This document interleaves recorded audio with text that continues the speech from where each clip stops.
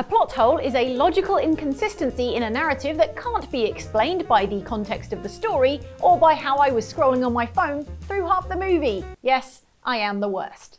Video games are not exempt from the occurrence of plot holes, as we explored in our previous video on the issue, on which a whole bunch of commenters shared their own gaming plot holes, some silly, some mystifying, all worth our laser-like scrutiny. So please consider and enjoy these 7 huge plot holes as submitted by the commenters. Spoilers ahead for the following games.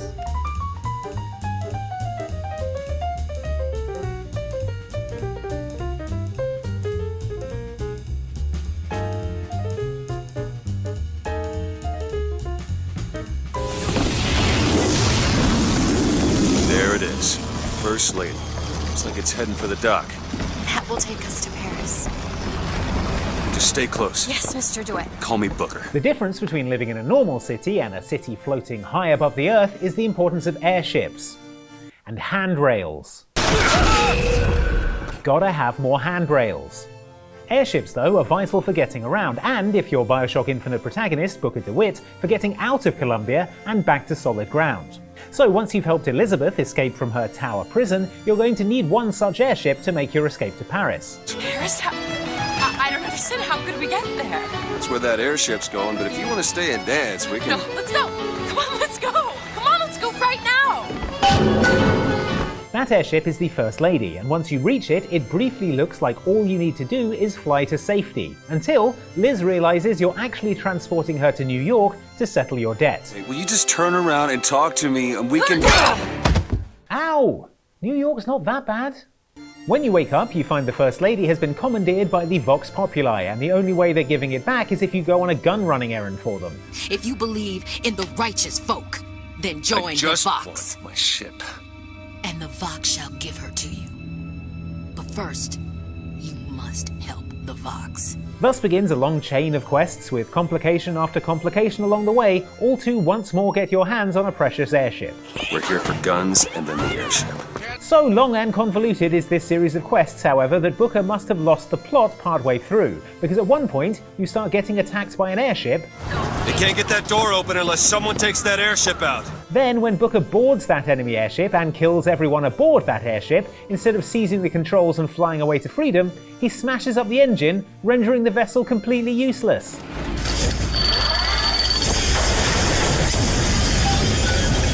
Okay, now to get off this thing. A job well done. What? For no readily available reason, Booker doesn't ever consider using this perfectly good airship as a shortcut to fleeing the city. Such is his target fixation on recovering his original airship, the First Lady. Alright, I've destroyed the airship. Now I can go get the airship. What? Full moon. Yeah? What if... Okay. No. Stop. I'm just saying, you know, maybe there's a slight chance it was a werewolf. Summer camp counsellors aren't really a thing here in the UK because we don't have camp. Or summer. But pop culture tells me a camp counsellor's primary function is to get menaced by supernatural killers. Like in The Quarry, where a cast of young camp counsellors is stalked and, depending on how you play, massacred by a monstrous threat. On this occasion, the threat isn't an immortal serial killer in a hockey mask, but another icon of horror media, namely the werewolf. Or should I say, werewolves? It turns out the Hackett family, which owns the Hackett's Quarry summer camp, contains multiple lycanthropes, among them teen siblings Kaylee and Caleb. Kaylee and Caleb Hackett. Weird kids, huh? I like them. Yeah, me too. They're pretty reclusive, you have to admit. Their dad, camp boss Chris, is also a werewolf, and doing his best to keep counsellors unmurdered by making sure everyone goes home before the full moon. I just want to get you guys safely out of Dodge before the sun goes down. Obviously that doesn't work out, but never mind. It also transpires that the Hackett family has an entire basement full of electrified werewolf-proof cages for putting people in so that when they wolf out, they can't hurt anyone. So it shouldn't be a problem. And yet... Teen wolves Kaylee and Caleb were apparently not caged for this full moon because they're free roaming the woods of Hackett's Quarry, chomping on whichever counsellors they come across.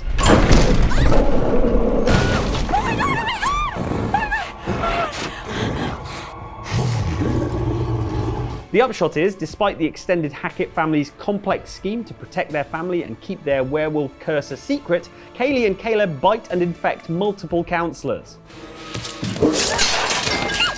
And in the most likely scenario, both are shot and killed with a silver bullet.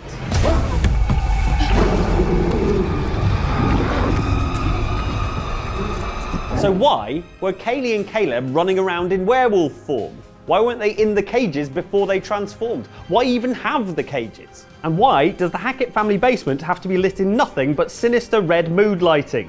Does it double as a haunted house attraction when the moon isn't full? Because I, for one, would go there. Loghain, my decision is final. I will stand by the Grey Wardens in this assault. You risk too much, Kalen. The Darkspawn Horde is too dangerous for you to be playing hero on the front lines. Being a Grey Warden is a bit like being a Jedi. You've dedicated your life to holding back the forces of darkness, the pay is rubbish, and you're probably going to get wiped out on the orders of a single asshole. That's how it goes in Dragon Age Origins, when all the Grey Wardens in Ferelden are slaughtered on the battlefield after Military General Loghain decides to withdraw his forces and abandon the Grey Wardens, with whom he is supposedly allied to the Darkspawn Horde. Sound the retreat. What about the king? Should we not... Do as I command. Only 2 Grey Wardens are left alive to represent their ancient order, namely you and Alistair, which is not very many to save the world from the corrupting influence of the Darkspawn. Grey Wardens, lest we forget, are exceptional warriors uniquely prepared to turn the tide against the Darkspawn and their apocalyptic blight, which raises the question, why don't they make more Grey Wardens? I've had the Circle mages preparing. With the blood you've retrieved, we can begin the joining immediately. You already know how Grey Wardens are made, more or less, thanks to wisdom imparted earlier by the now dead Warden Commander Duncan. So it was that the first Grey Wardens drank of Darkspawn blood and mastered their taint. Bad time to take a sip. Suffice it to say, there is a ceremony where someone drinks some deadly Darkspawn blood and, if they master their taint and survive, hooray, they've become a new Grey Warden. It is finished. Welcome. Sure, the drink is actually a magical mixture of Darkspawn blood and other things, but between you and Alistair, you would think it's possible to track down the Grey Warden's secret blend of herbs and spices and mix up a fresh batch of Warden juice. Later in the game, in fact, you meet a Grey Warden from another land who will offer to create one new Grey Warden out of your backstabbing nemesis Loghain. So clearly, it is possible to make new Wardens. There are 3 of us in all of Ferelden, and there are compelling reasons to have as many Wardens on hand as possible to deal with the Archdemon. That's what I'm trying to say.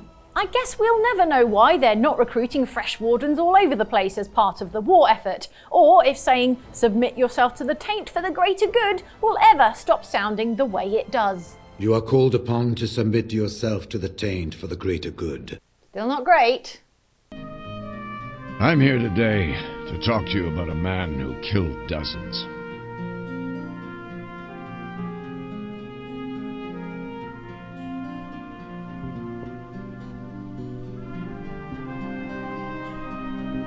John Rambo. And it's good that he's dead. If you've never seen Rambo and your entire concept of the series is based off of movie posters of Sylvester Stallone with his shirt off holding a gun that looks like it should be mounted on a helicopter, then you'd be forgiven for thinking it's a pretty violent movie. However, if you have seen the original Rambo movie, you'll know that it's mostly about the crippling effects of PTSD. Rambo kills one person by accident and then ends up turning himself into the police at the end. In Rambo the video game, however, things are a bit different. That's because Rambo the video game is an on-rails shooter, and as you can imagine, you spend a lot of time shooting things.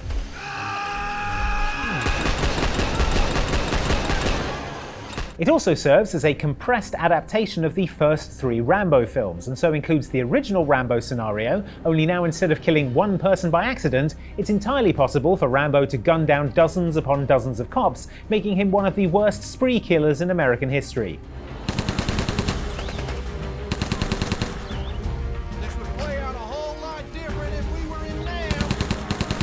Sure, you get bonus points for non-lethally shooting these cops, but that's optional. If you want, you can go for straight headshots every time,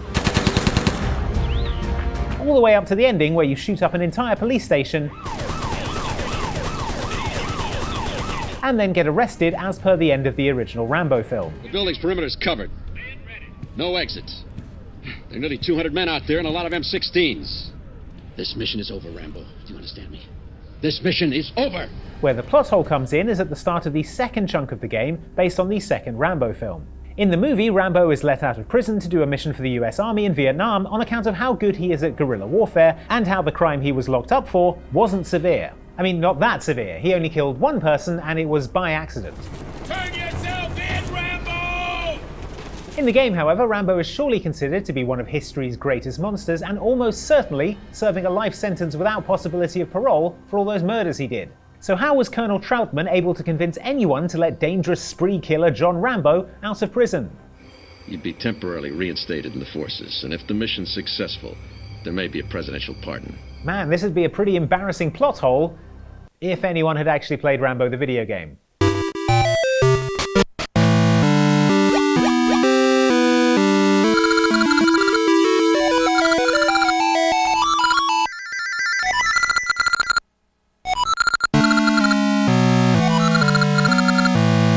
If you're a seasoned time traveller, then you'll know the only way to do time travel without creating a causality-ending paradox is to sit quietly in the corner and not touch anything or murder anyone's grandfather.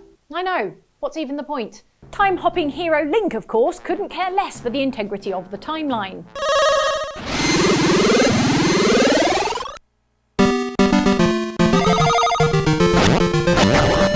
In 2001 Game Boy Color title, The Legend of Zelda Oracle of Ages, your boy barters with a very hungry Goron guard who can't leave his post, trading him some delicious slow-cooked rock brisket in return for his precious family heirloom known as the Goron vase.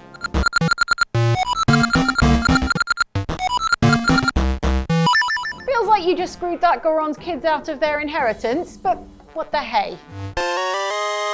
Goron vase in hand, Link is then ready to summon a time portal to nip 400 years into the past.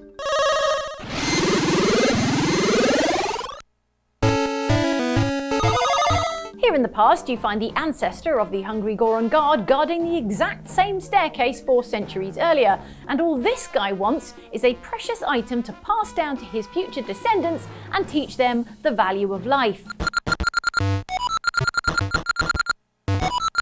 Time-travelling swindler you are, you give him the same Goron vase you took off his great-great-great-grandson in return for a Goron energy drink. The deal is struck, and the ancient and potent energy drink is yours.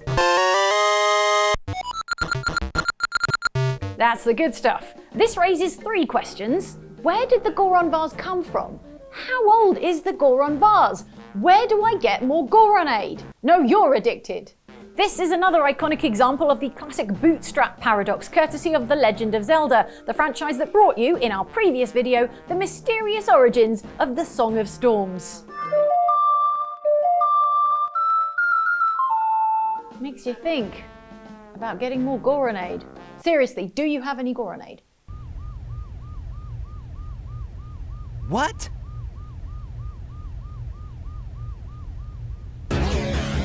It all starts with this. A jewel containing the ultimate power. That's the Chaos Emerald! In the opening minutes of Sonic Adventure 2, the police arrest and capture Sonic the Hedgehog for a crime he didn't commit. A crime that was committed, in fact, by Shadow the Hedgehog, presumably because all hedgehogs look the same to them.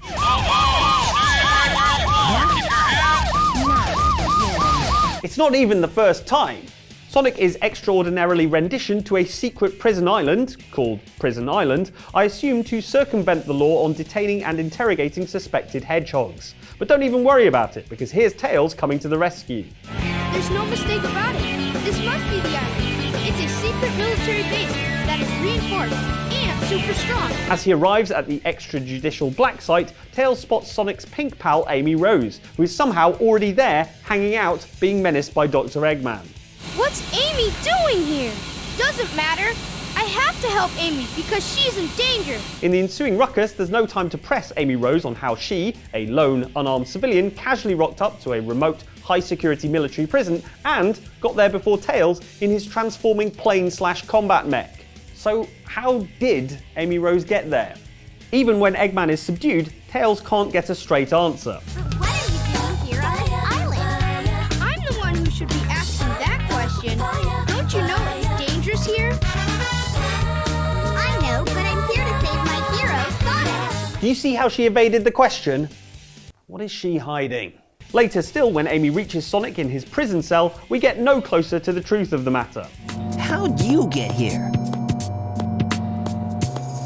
Well, if you gotta know, I caught a ride with Tails. No, you didn't. We saw you didn't. She's lying. What's your game, Amy Rose?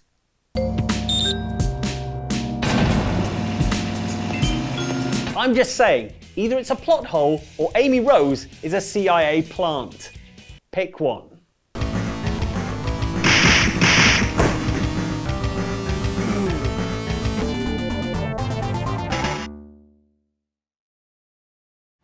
Double Dragon isn't a series known for its story. In fact, this is the entirety of the story introduction to the first game.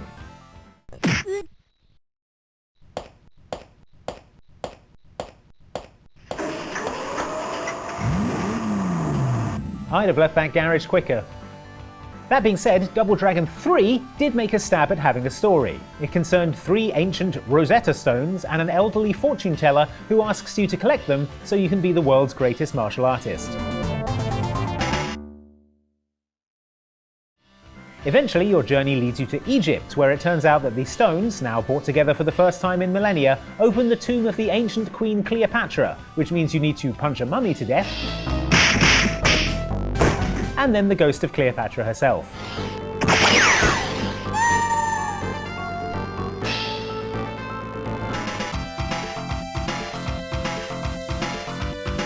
Or at least that's what happens in the original arcade version of the game. In porting the game to the NES, the story took a few left turns, to the point where it is now absolutely riddled with seemingly insurmountable plot holes. Deciding the Lee brothers need more motivation than some stupid old stones, the NES version of Double Dragon 3 throws in the fact that Billy Lee's girlfriend Marion, who you saw earlier being kidnapped in Double Dragon 1, has been kidnapped again, and you now need the stones to rescue her.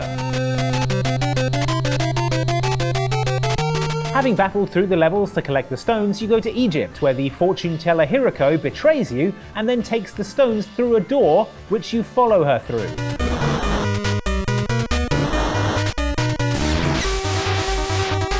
It is then revealed that there is actually a secret 4th stone, and you die if you go through that door without all of them, which you just did also, but it's okay, only she dies.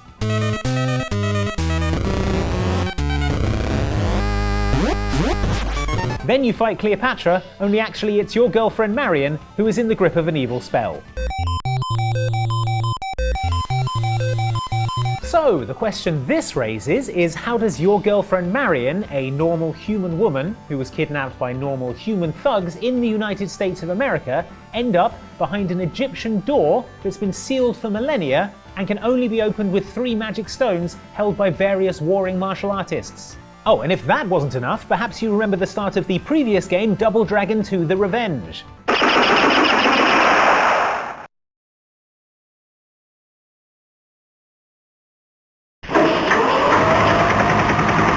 That's right, Marion canonically died, in both the arcade and the NES versions! That's what The Revenge is about!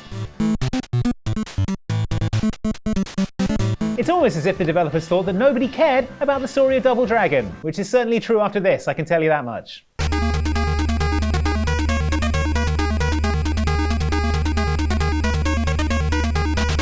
Now, there's a lot of discourse online lately about what is a plot hole and what is just like a lack of media literacy.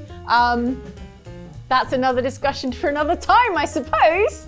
But thank you for watching this video on Outside Xbox. If you'd like to watch another great video, I've had this one hand-picked by Andy Farrant. It is about the genius solutions to Genius like loophole, like cheaty solutions to difficult problems in video games, and then there's this video from Outside Extra. So both equally good, but this one was selected by Andy, so he does recommend it. And thank you so much for watching. If you'd like to support this channel, go to patreon.com/oxclub and you can join the official Discord. Why not? See you on there.